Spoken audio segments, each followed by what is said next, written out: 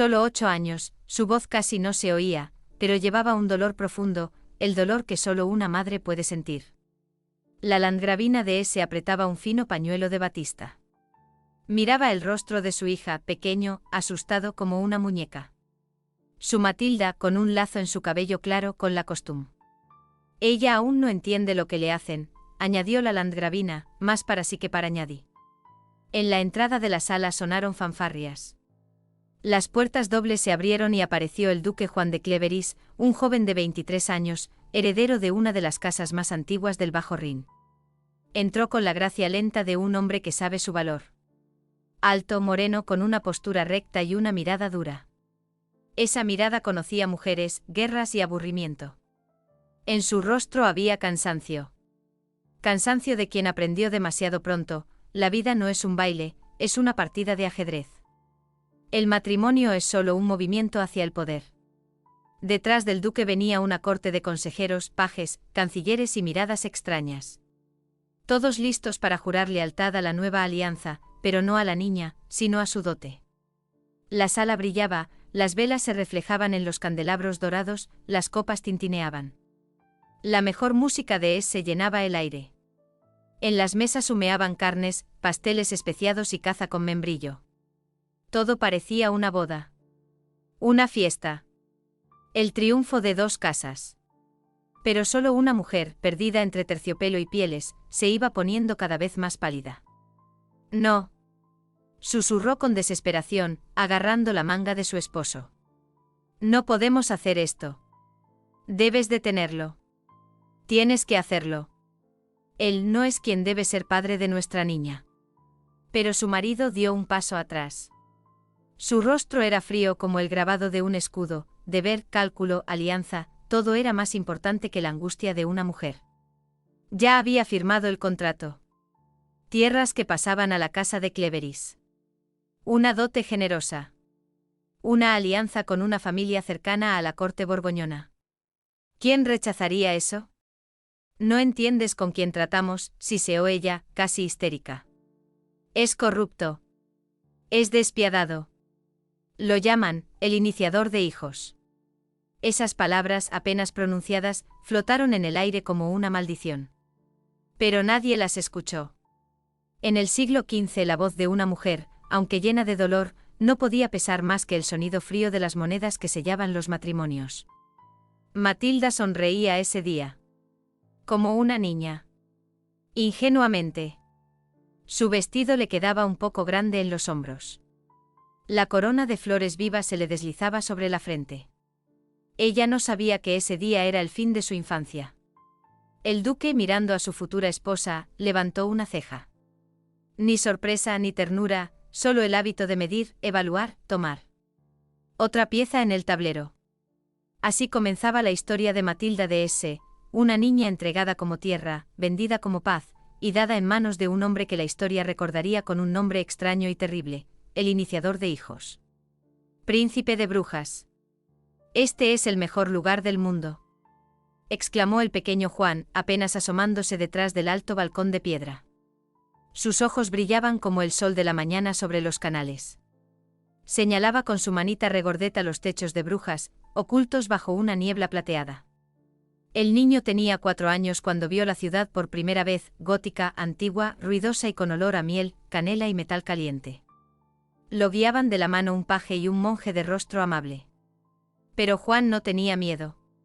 Sentía que no estaba en exilio, sino en el centro del mundo. Su mundo ahora estaba aquí, en el palacio de Felipe el Bueno, gran duque de Borgoña.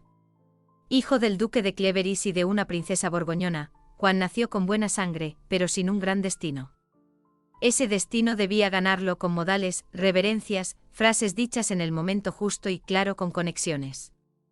Borgoña era la forja de esos destinos. ¿Ves esa torre?, preguntó el paje, inclinándose hacia el niño. Es la torre de los mercaderes. Y junto a ella, el gremio de tejedores. Aquí no solo los duques son ricos. Juan asintió como un adulto. ¿Y cuando sea duque, tendré una torre también? Primero aprende a sostener la copa con las 2 manos, milord, murmuró el monje con una sonrisa. Felipe el Bueno gobernaba como un emperador romano, seguro de que el mundo se podía comprar, con amor y con oro. No conquistaba, compraba, castillos, ducados, ciudades enteras. A veces por deudas, a veces por promesas. Lo llamaban el Gran Duque del Oeste y nadie discutía. En el palacio donde llegó Juan, la gente vestía con perlas bordadas, bebía en copas incrustadas con rubíes y organizaba torneos. Los caballeros luchaban no por honor, sino por los aplausos de las damas. Las mujeres llevaban tocados más altos que una persona. Los hombres podían discutir filosofía aristotélica en un rincón y en otro hablar de especias frescas de Génova. Allí había arte no para las paredes, sino para la grandeza. Los maestros invitados por el duque no pintaban simples retratos. Creaban eternidad en el lienzo. Uno de ellos, el joven y oscuro Rogier van der Weyden, ya mostraba rasgos que lo harían famoso. Todo en el palacio respiraba lujo imposible de saciar. Y en medio de ese esplendor, un niño crecía, con ojos inteligentes y cuerpo fuerte. Juan aprendió rápido: saber latín es bueno, pero saber callar a tiempo es mejor. Aprendió no solo de maestros, sino también de criados, sirvientas y doncellas. Supo inclinar la cabeza con el ángulo correcto, hacer cumplidos sin sonar adulador y sonreír con los ojos. Pronto entendió: el poder comienza con la simpatía. Las personas con el corazón abierto se someten más fácil. Este niño no recuerda palabras, sino miradas, decía el duque Felipe. Y responde con la mirada. Las mujeres lo adoraban. Primero como niño dulce, luego como joven príncipe con ojos vivos. Creció y con los años fue no solo más listo, sino también más peligroso. Comenzó a entender cómo funciona la atracción. Y no solo a entenderla, sino a usarla. Una mirada, y ya hay problemas, susurraba una joven doncella, escondiendo sus mejillas sonrojadas. Juan no creció solo entre sedas y mármol. Creció en el teatro del poder. Donde cada reverencia tenía un significado, cada palabra era una apuesta, y cada beso podía costar una ciudad. Pronto comprendió que las verdaderas victorias no se ganan en el campo de batalla, sino en los dormitorios y las salas de audiencia. Y además, nació con un don raro. Un don que hacía negar con la cabeza a los ancianos, ruborizarse a las mujeres y luego llevar en su vientre a sus hijos. Pero eso vendrá después. Primero fue Brujas. Primero fue la maravilla. Y de esa maravilla crecerá un hombre, cuyo apodo un día eclipsará su título. El iniciador de hijos. Un don que no se puede ocultar. Al principio fueron solo susurros suaves, como una brisa en los pasillos del castillo. Dicen que ella también, ¿quién? La nueva de la cocina. No es la única. Ya es la cuarta o quizás la quinta. Los criados se miraban cubriéndose la boca con la mano, como si solo con pensarlo pudieran quedar embarazadas. Y el joven Juan, que apenas había dejado la juventud, caminaba por el palacio con una sonrisa perezosa y una mirada que hacía sonrojar a las mujeres mayores y despertar la inquietud en las jóvenes. Al principio fueron las criadas, chicas simples, sin lugar en los retratos, pero con espacio para la pasión. Luego vino la dama de compañía de la duquesa, silenciosa y hermosa. Nadie se atrevía a preguntar cómo pasó todo, pero el hecho seguía siendo claro: ella se casó con un noble, de repente y embarazada. Todo se arregló en silencio con un anillo, una bolsa de dinero y un suave lavado de rostro. Pero en la corte de Borgoña, lo secreto se hacía público en una hora. Y el duque Carlos el Valiente no era ciego.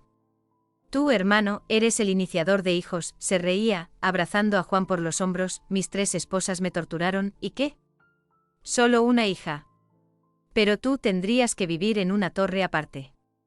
Reía, pero había una sombra en sus ojos, la sombra de un hombre sin envidia, pero con orgullo propio. Así quedó el apodo de iniciador de hijos pegado a Juan, fuerte como un sello de cera en un documento. Nadie lo regañaba. Lo molestaban con admiración. Decían que tenía la mano segura, el ojo agudo, y que su sangre hervía como en un caldero de alquimista.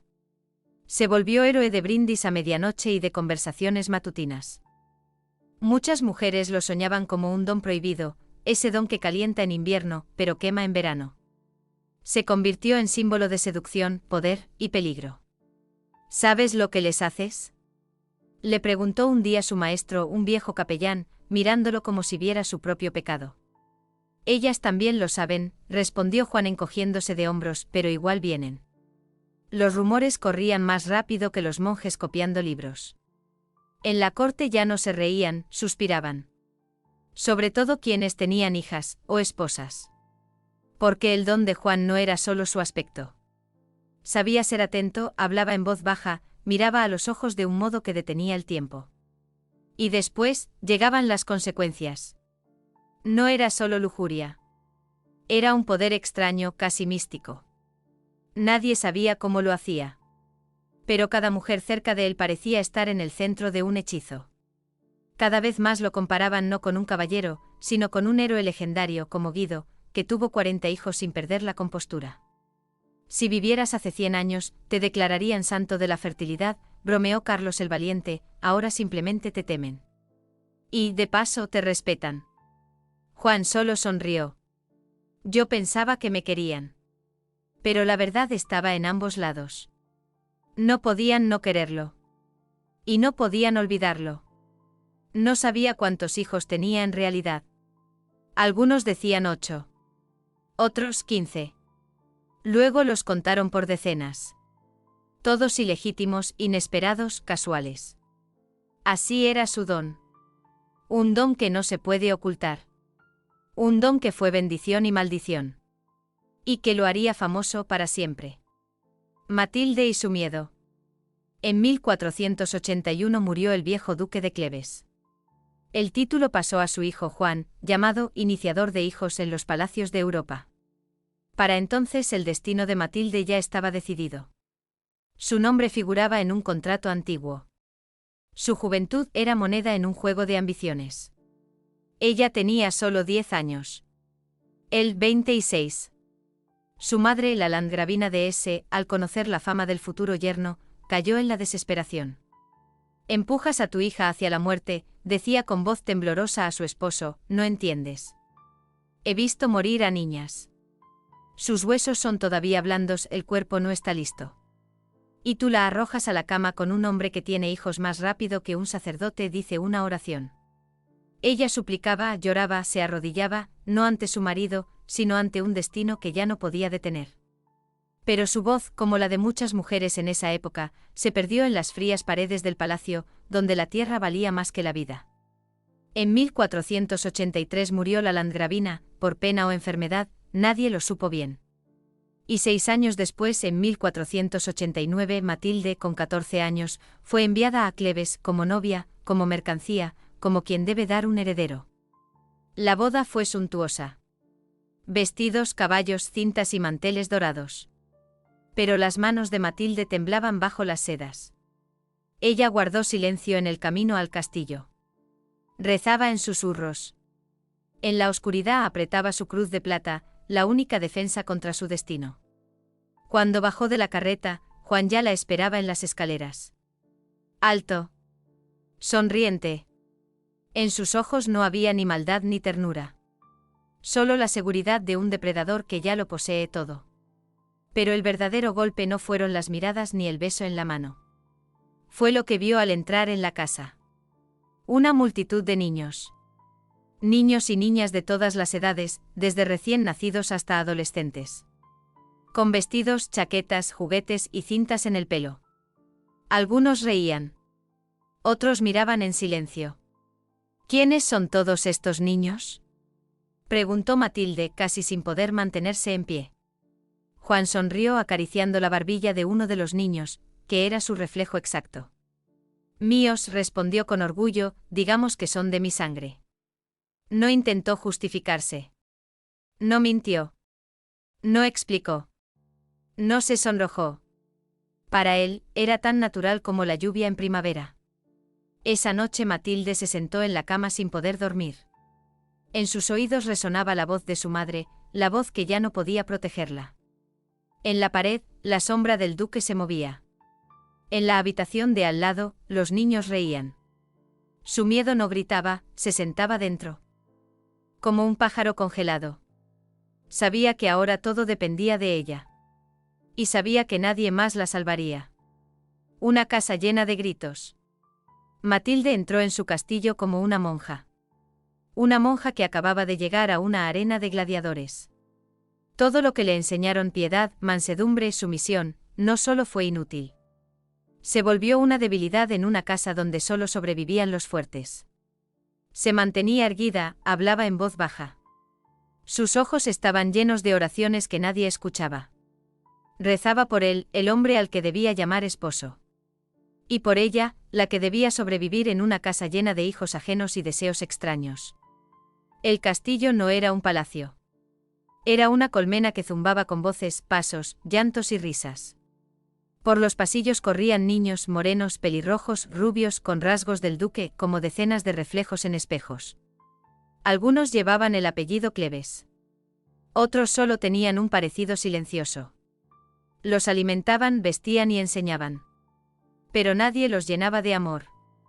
Algunas madres, antiguas sirvientas, damas de honor, hijas de nobleza, aún vivían en el castillo. Algunas como criadas, otras como sombras, otras como heridas viejas. Ninguna se atrevía a mirar a la duquesa. Y Matilde no las miraba. Era demasiado joven para ser reina, y demasiado adulta para ser niña. Pero aprendió a sobrevivir. Cuando por primera vez sintió vida en su cuerpo, el miedo la abrazó como un aro de hierro. Recordaba las palabras de su madre, las súplicas y advertencias. Pero pasó un año y nació un hijo. Lo llamaron Juan, heredero legítimo y esperado. Por primera vez en mucho tiempo, su mirada tuvo luz. Su hijo se volvió su escudo, su sentido, sus raíces. Ya no se sentía extranjera en esa casa. Y 2 años después nació una hija, Ana. Ya no fue un accidente. Fue la afirmación de su lugar. El duque no cambió. Seguía visitando a otras, sin ocultarse ni disculparse. Las mujeres iban y venían. Los niños crecían como estrellas en una noche clara. Nadie sabía cuántos serían. Pero con Matilde fue distinto. No había amor, era tarde para eso. Pero sí respeto. En su mirada él vio una fuerza inesperada. La fuerza de quien llegó niña con zapatos dorados. Ella no intentó domar al tigre. Aprendió a andar entre sus garras sin ser devorada. Ahora, en esa casa llena de voces, llantos, pasos y tintineo de copas, su palabra no era la más fuerte. Pero sí la más firme. Se volvió la dueña del castillo, madre del futuro duque, y una mujer cuyo nombre ya no se podía borrar de la historia. El duque que quería todo. Juan de Cleves quería más de lo que le dio el nacimiento. No le bastaban las fronteras, ni tierras, ni oportunidades, ni fuerzas humanas. Quería ser no solo duque, sino dueño de destinos. Quería construir una dinastía cuyo nombre sobreviviera siglos. Se involucraba en disputas por cada pedazo de tierra. Tierra que podía pertenecer a Matilde, su esposa, su título, su apuesta. Exigía, reclamaba, amenazaba, sobornaba. Los documentos legales crecían como granos en un granero. Los sellos ducales aparecían cada vez más en los papeles. Cuando la diplomacia fallaba, hablaba la pólvora. Juan participaba en disputas y alianzas. Juraba lealtad a unos, luego a otros. Jugaba en el tablero político, pero olvidaba que sus rivales sujetaban sus piezas con más fuerza que él.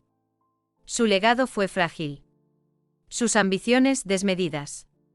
Su suerte cambiante. Pero había un campo donde nunca perdió. 63, murmuró un escriba, mirando una larga lista de nombres, fechas y madres. Su pluma quedó suspendida sobre una línea. ¿Qué susurras?, preguntó el duque recostado perezoso con una copa de vino en la mano.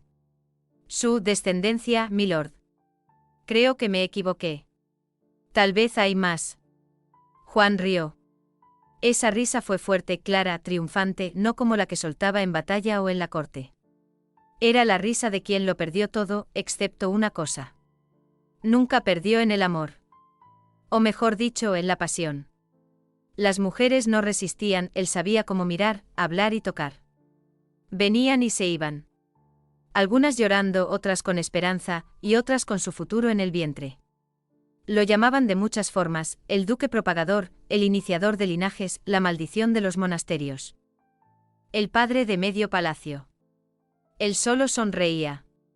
Porque en el fondo sabía, si no podía expandir tierras, al menos que su nombre se multiplicara. Juan no dejó un imperio. Dejó huellas en rostros, en sangre, en nombres de hijos que caminaban el mundo. Llevaban su terquedad, sus labios y su mirada. Quizás eso era todo lo que quería. La última oración de Matilde. En la primavera del año 1505, el castillo de Cleves quedó en silencio. Ni los gritos de los niños, ni los pasos de los sirvientes rompían la calma. En esa habitación, la duquesa Matilde se apagaba.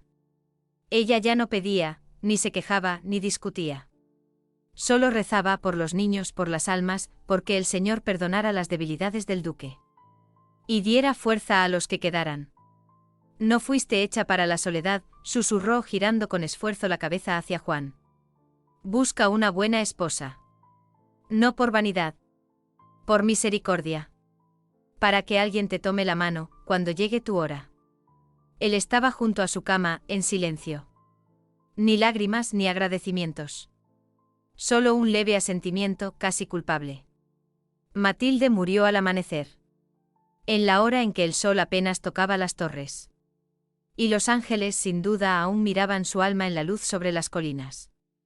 Pero Juan no volvió a casarse. No porque no pudiera, sino porque no quiso. Con su partida murió en él la única mujer que no le pertenecía. A quien quizá nunca dominó. Vivió 16 años más. En la vejez lo rodeaban hijos con escudos y sin ellos, nacidos en matrimonio y fuera de él. Algunos inclinaban la cabeza con respeto. Otros miraban de reojo buscando reconocimiento. Cuando el duque de Cleves murió en 1521, los cronistas usaron muchos títulos: duque guerrero, hombre de ambiciones, fundador de linajes. Pero el pueblo le dio otro nombre. El padre del ducado. Porque sus descendientes llenaron no solo el castillo, sino el mapa de Europa. El duque sin igual. La historia conoce mucho. Sultanes en harenes, rodeados de cientos de concubinas. Emperadores chinos, cuyos hijos esperaban el trono en fila. Papas que escondían bastardos bajo sus sotanas. Pero entre los señores cristianos del siglo XV, no hubo otro como Juan de Cleves. No fue señor de un gran imperio. No llevó corona. No conquistó continentes. Sin embargo, una habilidad suya quedó en las crónicas como un milagro, o una maldición. 63 hijos. Un título. Una esposa legítima. Y una interminable cadena de nombres, voces y destinos dispersos por ciudades, monasterios, pueblos y castillos.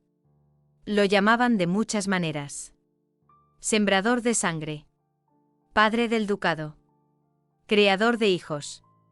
Y en las crónicas de los monasterios, donde con letras latinas escribían las genealogías, apareció una línea. Juan de Cleves, esposo cuyo semen no fue rechazado por Dios.